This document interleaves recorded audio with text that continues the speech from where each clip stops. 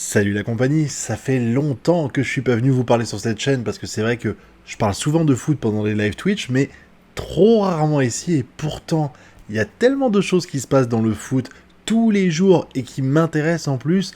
Je me suis dit qu'on allait reprendre un petit peu le flambeau, peut-être plus régulièrement si ça vous tente, et on va commencer avec l'événement qui a eu lieu, le chassé-croisé Neymar-Mbappé, puisqu'on l'a appris lundi.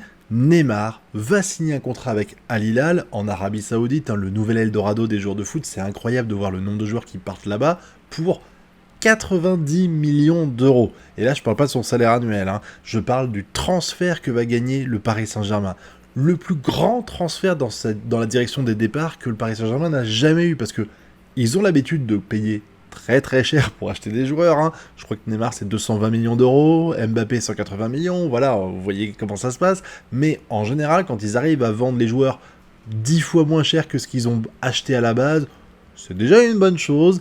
Et là, 90 millions, c'est inespéré. Alors on avait pu voir qu'il y avait certains clubs qui avaient essayé de recruter Neymar, mais que ils voulaient impérativement rompre le contrat du joueur avec le Paris Saint-Germain, donc 0 € d'indemnité de transfert, c'est pas vraiment un truc que le Paris Saint-Germain voulait parce que ils ont besoin de liquidité en ce moment, surtout ils pensent toujours, on n'est toujours pas sûr que Mbappé va pas rester, donc qu'ils vont perdre énormément d'argent en termes de vente de joueurs, mais ça, on y reviendra après. Donc vraiment, Neymar, qui part en Arabie Saoudite, et qui fait empocher en plus au Paris Saint-Germain 90 millions d'euros, c'est double jackpot pour le PSG. Double jackpot peut-être financièrement, mais c'est clair que sportivement, ça va quand même manquer, parce que même s'il est très irrégulier, Neymar, même si c'est vrai que de temps en temps, qu'il a passé quasiment la moitié de cette saison, et des saisons en général, sur le banc ou à l'infirmerie, quand il est sur le terrain, ça lui arrive quand même de marquer énormément de choses, enfin de faire énormément de bien à l'équipe. Il suffit de voir comment ça s'est passé cette année. Sur les 6 premiers mois de la saison, c'est clairement lui qui a été le plus décisif, le plus incroyable, et il a quand même fait pas mal de choses exceptionnelles, notamment par exemple à l'époque où il y a eu le fameux, comment ils appellent ça déjà? Vous savez, quand il y a eu la Ligue des Champions pendant le Covid, où il y a eu qu'un match, c'était le Super G, ou je sais plus comment ils ont appelé ça, le Super 8, je crois, on a fini en finale, enfin le Paris Saint-Germain a fini en finale, et c'est clairement, en grande partie, grâce au talent de Neymar, qui va sans doute manquer. De temps en temps, voilà, c'est le problème, parce que finalement, Neymar, c'est quoi? Neymar, c'est presque du gâchis en fait. Je veux dire, il est arrivé en 2017. Quand il arrive en 2017, il vient ici. Alors les mauvaises langues disent que c'est que pour la thune qu'il vient. Moi, je suis pas convaincu. Je pense qu'il vient aussi parce que il veut s'affirmer en tant que leader, en tant que numéro un. Ce qu'il peut pas faire au Barça parce qu'il est piégé par la présence de Messi. Messi qui a à peine, il a 3 ans, 4 ans de plus que lui. Donc en 2017, il a encore plusieurs années devant lui. Neymar, il est gêné. Il se dit que avec le Paris Saint-Germain, il a l'opportunité de faire quelque chose d'exceptionnel et de pouvoir vraiment être un concurrent au Barça. Et c'est vrai que la première saison qu'il fait, elle est magique, mais j'ai le sentiment qu'au fur et à mesure du temps, ça n'a pas marché aussi bien que prévu, que peut-être qu'il s'est rendu compte que... Alors c'est pas qu'il avait des limites, parce que c'est pas ça, mais que il n'arrive pas à s'investir à 100%. Je sais pas si vous avez vu, mais les joueurs de foot en général qui réussissent, ils vivent leur vie, ils vivent le football. Je veux pas critiquer le fait qu'il ait une hygiène de vie qui était pas terrible, mais on comprend pourquoi des Ronaldinho, des Ronaldo et tout ça, ils font pas forcément des carrières très très très longues, comme peuvent le faire d'autres joueurs, parce que ils s'amusent, ils ont le droit, ils ont une vie, mais du coup, forcément, on en pâtit sur le terrain. Et c'est vrai que Neymar, c'est quand même pas le mec le plus sérieux. Il est peut-être sérieux à l'entraînement haute, mais en dehors des terrains, c'était pas top, on l'a vu récemment. Vous savez, quand Mbappé avait mis le poste pour dire voilà, il faut qu'on ait plus de rigueur, qu'on dorme bien et qu'on mange bien, qu'est-ce qu'a fait Neymar? Il a mis un poste où il a fait une soirée en boîte de nuit et où il a mangé au domac après, quoi. Et je parle de ça pour une bonne raison. Je parle de ça pour une bonne raison parce que depuis un an, on nous explique, et Neymar joue aussi là-dessus, que Mbappé veut absolument que Neymar se casse. Et ça paraît évident que c'est vrai, je pense.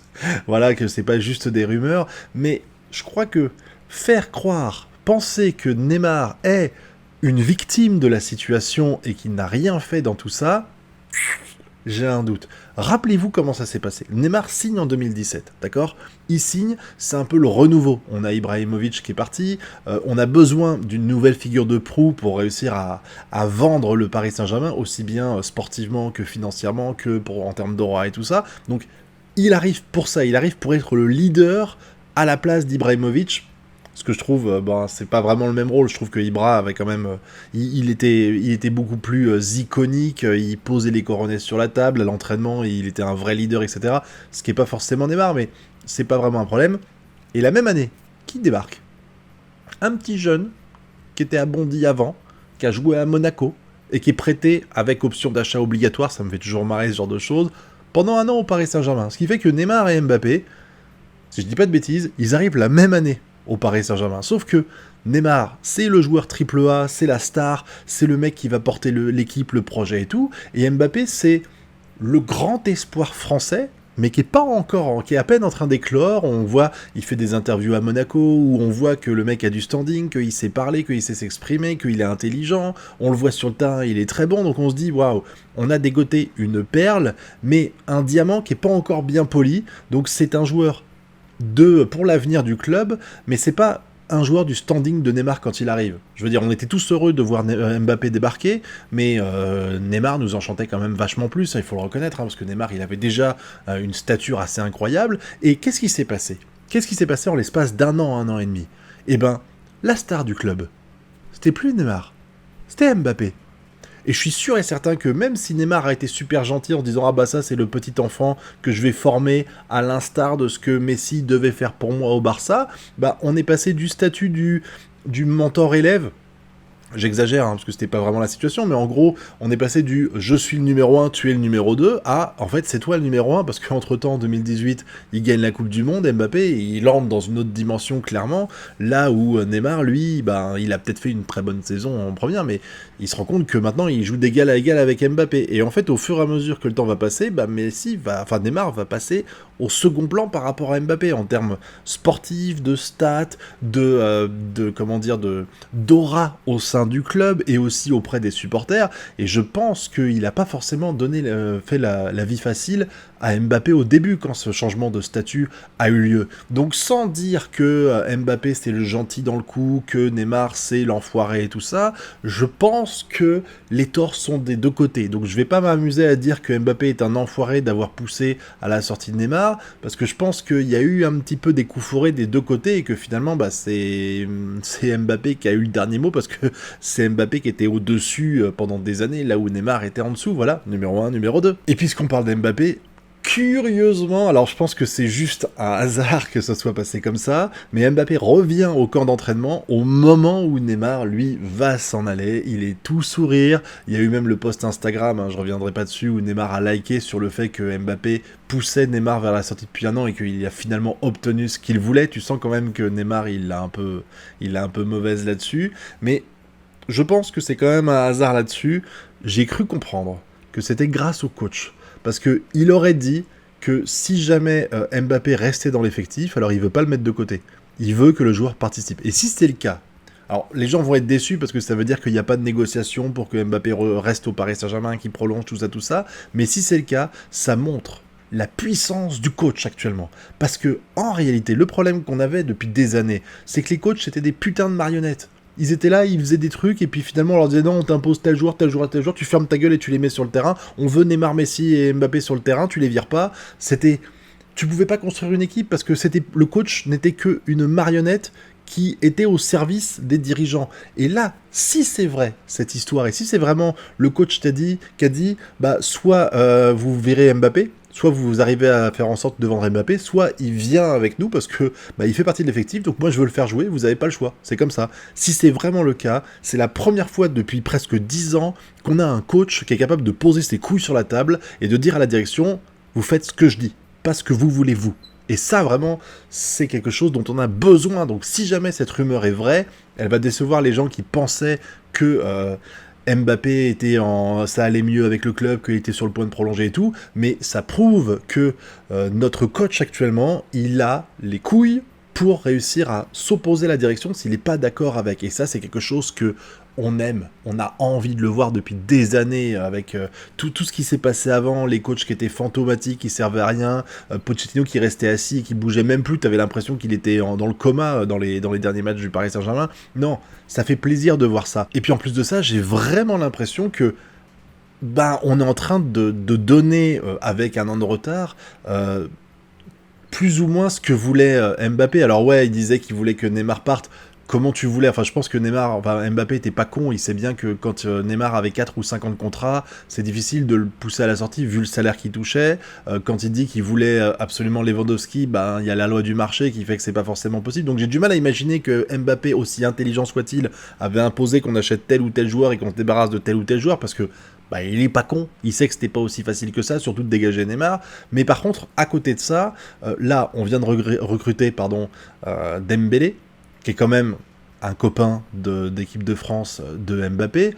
On a donné un contrat pro au frère de Mbappé, c'est pas rien quand même, je veux dire, je pense, et je suis pas méchant, j'ai pas encore vu les matchs qu'il a fait, mais je pense quand même que s'il s'appelait pas Mbappé, il serait peut-être pas actuellement avec un contrat professionnel et dans l'équipe première du Paris Saint-Germain. Et puis on nous parle de Kolo Muani, toujours là-dessus, qui intéresse, que Mbappé aime beaucoup. On nous parle également encore de Bernardo Silva, c'est pas fini cette histoire-là. Donc t'as l'impression en fait que on accepte les revendications de Mbappé, on essaye de lui faire plaisir avec certes un an de retard, mais peut-être que tout ça permettra de rabibocher un petit peu les deux parties, pas au point qu'il reste les 5 années à venir, J'ai du mal à croire que Mbappé va rester maintenant. Je pense que l'entente cordiale qu'il y avait entre le club et le joueur est un peu mort aujourd'hui, mais pourquoi pas imaginer une clause, un truc un peu officieux qui ferait qu'il ne pourrait pas partir, ou alors il y aura une sorte de contrat d'un an avec une option d'achat, même si je sais que c'est pas légal en France, mais on jouerait un peu là-dessus, pour 150 millions d'euros, pour être sûr et certain que l'année prochaine, il soit bel et bien vendu, parce que s'il y a la clause, le Paris Saint-Germain ne pourra rien faire contre ça, mais encore une fois, je suis pas juriste et tout ça, je sais que c'est illégal en France, mais on peut toujours jouer là-dessus, je sais pas trop, mais c'est possible que Mbappé décide quand même de faire ce petit retour sur investissement pour le Paris Saint-Germain, même si on n'est pas à l'abri encore que dans les derniers jours du mercato, le Real Madrid se positionne enfin et décide de faire une offre pour Mbappé, et comme le Paris Saint-Germain serait pas sûr que il accepte d'attendre un an et tout ça, il dirait oui, et puis on vendrait pour 150 millions d'euros Mbappé.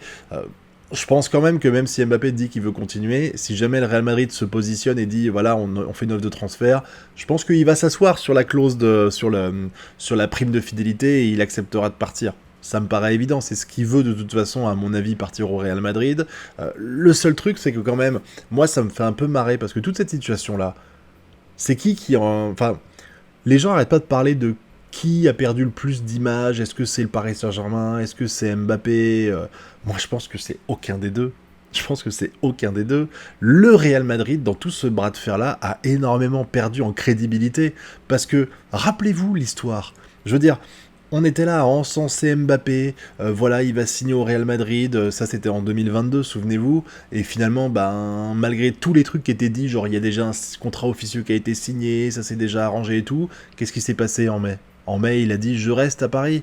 Je signe un contrat de 2 ans avec une option d'achat, ma ville c'est Paris, je suis content d'être là, bon, on se doute que c'était un peu une question d'argent, mais rappelez-vous la réaction du Real Madrid. Le Real Madrid qui a laissé quand même passer Haaland pour Mbappé, et finalement, pouf, c'est mort, et ils n'ont pas arrêté de dire, entre les joueurs qui ont quand même bâché sur les réseaux sociaux Mbappé, les joueurs du Real Madrid, et la fameuse phrase du train qui ne passe une fois, vous savez, je sais plus qui c'est qui l'a prononcé, est-ce que c'est Pérez, je sais plus, genre, le train ne passe qu'une fois, mon cul, ouais, je le répète encore une fois, et je sais que tout le monde n'est pas d'accord avec moi, parce qu'il y a certaines personnes qui sont un peu aveuglées par ça, mais il y a des joueurs, comme Mbappé, comme Messi à son prime, je précise à son prime, comme, ça sera aussi le cas pour Mbappé quand il vieillira, il y a Ronaldo à son prime. Ces mecs-là étaient plus grands que l'institution club. Je suis désolé de vous l'apprendre, mais pour moi, clairement, le prime de Ronaldo, quand il a encore 3 ans de contrat et qu'il arrive à renégocier son salaire pour être au-dessus de Messi, La seule raison pour laquelle le Real Madrid fait ça, c'est parce qu'il vend son cul pour dire oui, pardon, on fait tout ce que tu veux, Ronaldo. C'est pas grave en soi. C'est pas grave en soi. C'est un fait, c'est factuel. Les joueurs de foot, quand ils sont à leur prime comme Mbappé, ils ont le pouvoir. Et on a la preuve ici. Parce que après s'être fait humilier par Mbappé l'an dernier, il n'y a pas un moment où Pérez il dit non, mais on va le faire signer. Rappelez-vous, ce truc qui était sur Instagram, je crois, un truc comme ça, où on voit un supporter qui regarde Pérez et qui fait « Ah, Pérez, est-ce qu'on va faire signer Mbappé ?» Et il y a eu déjà le problème de Mbappé qui a prolongé au Paris Saint-Germain, donc à ce moment-là, il dit « Bah, oui, c'est prévu, on veut le recruter, donc même si tu t'es fait humilier, tu t'es fait marcher dessus par Mbappé l'été dernier, t'es quand même là à dire bah ouais, on le veut, on le veut, on le veut. Donc ne me parlez pas d'honneur de club, ne me parlez pas d'institut supérieur aux joueurs. Non, ce n'est pas le cas. Quoi qu'il en soit, je vous avouerai que je comprends pas trop ce qui se passe autour de Mbappé. Je suis encore dans le flou sur son avenir. Je me dis que là, il y a quand même des chances que le Real va aller l'acheter, surtout qu'ils n'ont pas de neuf actuellement et que tu sens que ça leur manque quand même dans le truc. Mais c'est vrai qu'il serait formidable au Paris Saint-Germain avec cette équipe qui est en train de se construire, qui est véritablement en train de se construire autour de lui. Je pense qu'il y avait vraiment un problème d'ego avec certains joueurs. Tu pouvais pas avoir un Messi et un Neymar qui jouent pour Mbappé. Ce sont des joueurs de premier plan, qui ont des égos démesurés. C'est comme si Ibra était là, il aurait pas pu jouer pour Mbappé. Il aurait été en compétition pour être le numéro 1. Et même s'il le disait pas officiellement, c'était quand même le cas. Là, maintenant, avec le départ de ces deux stars-là, et tu mets Dembélé, tu mets des joueurs-là qui ont quand même un gros potentiel, et où on arrête un peu le bling-bling avec les noms stars, les noms grondants, tu sais, qui font vendre au merchandising et tout. T'essayes de recruter intelligemment. Je trouve, en tout cas, que ça commence à être des recrutements un peu plus économiques, hein, parce que là, on fait signer des joueurs qui coûtent, genre Neymar en 2 mois, c'est le salaire annuel de la moitié de l'effectif de la moitié des joueurs du Paris Saint-Germain, voilà. Donc on essaie de faire un peu plus malin et on essaie de vraiment combler là où on a des besoins. Et ça, c'est cool. Donc maintenant, à voir comment ça va se passer et surtout à voir si Mbappé sera là à la fin du mois d'août. Là, faut voir ça. Au pire, laissez-le partir libre. Qu'est-ce qu'on en a à foutre? Même si on préférait partir avec 100 millions dans les poches. Le salaire de Mbappé, il est amorti chaque mois avec les ventes de maillots, avec les droits télé, avec tout ça. Donc, les gens, le Paris Saint-Germain qui explique qu'il y aura une perte colossale si jamais Mbappé reste pas. Enfin, par libre, oui, c'est vrai, on perdra de l'argent et on pourra pas recruter on perdra peut-être un ou deux bons joueurs, mais la masse salariale que coûte Mbappé aujourd'hui, on la gagne, on la récupérera, donc ça vaut aussi un petit peu le coup, même si ça ferait chier de perdre 100 millions d'euros au passage. Quoi qu'il en soit, sans être enthousiaste pour l'avenir, je suis curieux de voir ce qui va se passer. Là, le match contre Lorient, même s'il y avait une identité de jeu intéressante et tout, ça n'empêche que c'était un peu tristounet sans Mbappé en attaque, on sentait qu'il manquait un vrai numéro 9 percutant. Donc, à voir pour le prochain match comment ça va se passer. Et puis, dites-moi ce que vous pensez de tout ça dans la zone commentaire. Est-ce que vous êtes content que Neymar part? Est-ce que vous pensez que tout ça, c'est la faute d'Mbappé? Est-ce qu'il va rester? Est-ce qu'il va partir cette année? Est-ce qu'il va partir cet été? C'est pas pareil l'année ou l'été, voilà. Dites-moi tout ça dans la zone commentaire. Et si vous voulez que je reprenne les vidéos sérieusement sur le foot, dites-le moi également. On fera ça, ça me fera très plaisir de reparler avec vous très souvent. En attendant, je vous dis à très bientôt. Et d'ici là, je vous souhaite de bien kiffer. Tchuss!